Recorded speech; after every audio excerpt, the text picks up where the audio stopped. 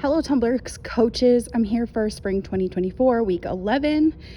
I chose to set up 6 stations here on floor, so you get a quick view of those, and 6 stations over in the beam bars area as well. And you can decide for your class in this last week if you want to try and get through all 6, if you only want to use less than that, and how you want to rotate. So I'm just going to go over what I intended these for. So these 2 panel mats, you sit your butt in between, put your shoulders on one, your feet on the other, and push your body up for a straight body hold. This one is for 10 rebounders, where you stand on the springboard, hold the hip block above your head, and bounce 10 times, trying to stay in that same straight line from this station. Then the trampoline is for airplane turn, where you keep your feet together and arms out to the sides and jump, turning in a circle. You can then show them how to jump quarters, halves, and fulls depending upon their age and understanding of that, and also ask them to rotate both directions as a challenge if they're not needing to jump in bigger increments. Then here I put the P-bars with the puppy foam. They can either have their partner put that foam on top of their knees in that tuck hold, or put it in between their legs before they start, and then try to hold the foam in between their knees and their feet off the ground and count to somewhere between 5 and 10 depending upon the kid. Here I put the sting mat so that they can practice their kick to handstand on the flat ground, but hopefully feel a little more gutsy because the ground under them is a little softer.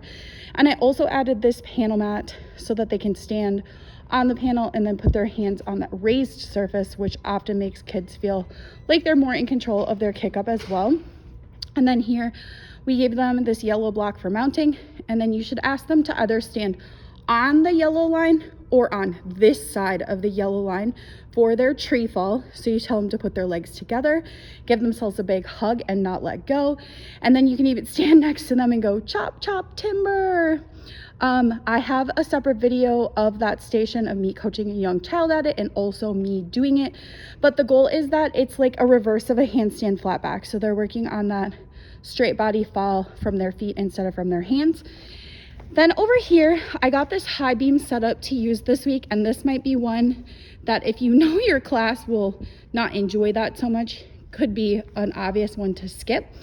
Then I also put a sign there to show you guys, because I didn't video what dip walk looks like. Sometimes in preschool we call those ice cream scoops, where they scoop their foot down low.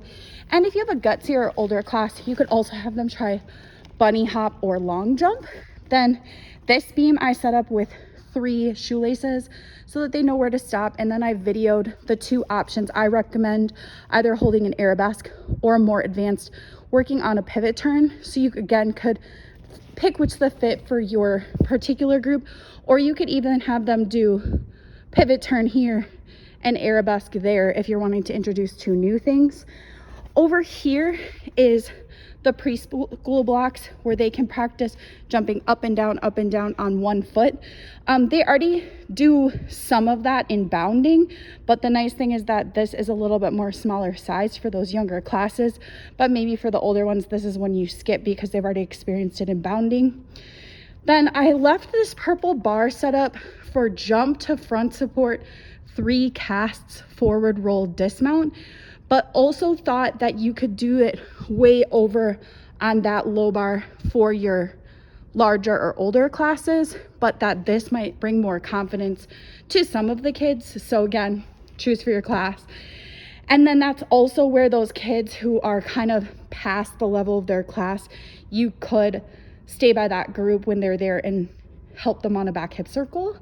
And then on this station, they're set up to mount on this side and then monkey walk across the bar, which is moving sideways or scooching their hands sideways until they get to this maroon mat and drop.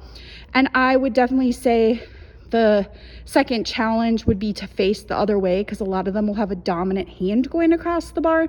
So I would tell them to turn around the other way. And then of course, gluing their legs together. And some kids will even be able to do that in a tuck or an L hang, holding their feet up in the front. And some kids will just struggle. So whatever you can challenge them with, please make them understand that's something all level of kids would practice. It's not just too easy for anyone. And then I also left the ring setup. Again, for a possible, I think that's sometimes a favorite of kids to get to do monkey flip there. And I also took a video of me getting up to a bat hang, which I needed to use the straps for, so you can show the kids how.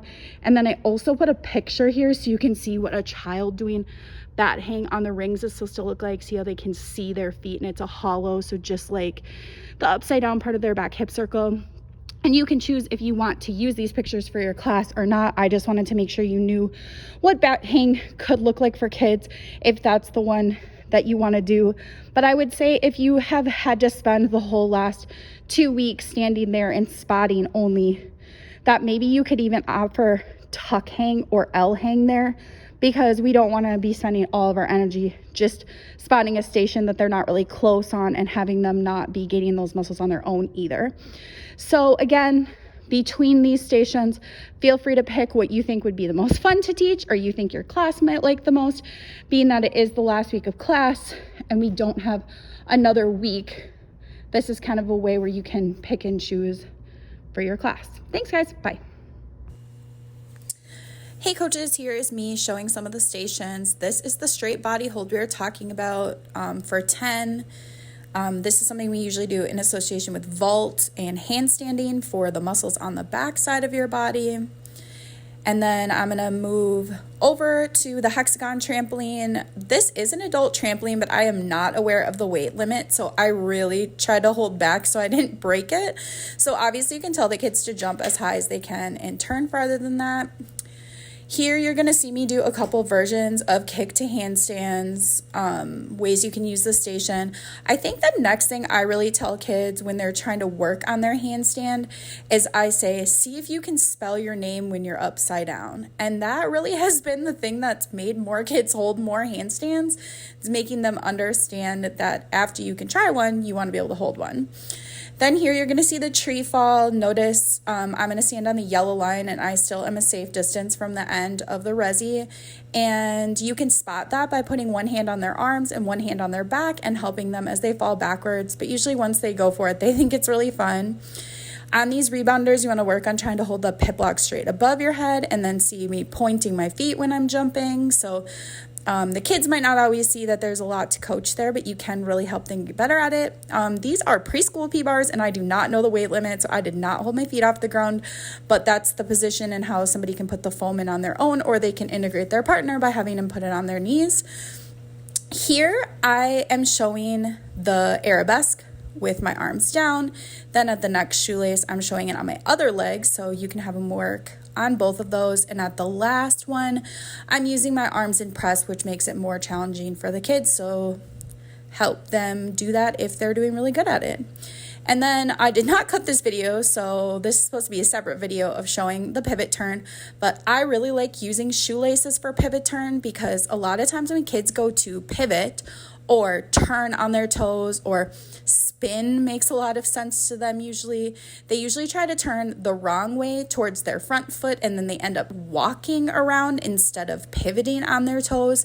So when you tell them to put one foot on each side of the shoelace and then say, keep your feet on the side that they started on, that helps them understand pivot a little more. And you can see how I did hands on my hips and flat feet to start, then flat feet to start, but raised my arms, and then here is starting in releve with arms up and finishing in that lock position. So again, challenge your class for the level they need. This is a terrible video of showing, but I know some of you guys might not be familiar with monkey walk, where we work on going sideways, so I wanted to make sure it was really clear what that is, and then they should be trained to drop into a stick. And there's my bat hang, which I really struggled with, but that's how they can use the straps to help them. I just want to offer up one more possibility for how to use this expanded number of stations. So depending upon your class and how fast you can give directions and how much they can remember those directions, you can decide how many stations you want to use at a time. So if you had 6 kids in your class, you could even give them each their own station, so then they don't have any wait time. You could pair them together and only use however many stations you have in a pair. So if you have 6 kids, you could use 3 stations and then move to the other 3 stations. You could say you had 8 kids, then you could use 4 stations and then do the last 2 maybe as a circuit. So after you've timed them at 4 of them, then you could say, here's the last 2. We're just going to take turns on these 2. So they would maybe do a tree fall, do a handstand, do a tree fall, do a handstand.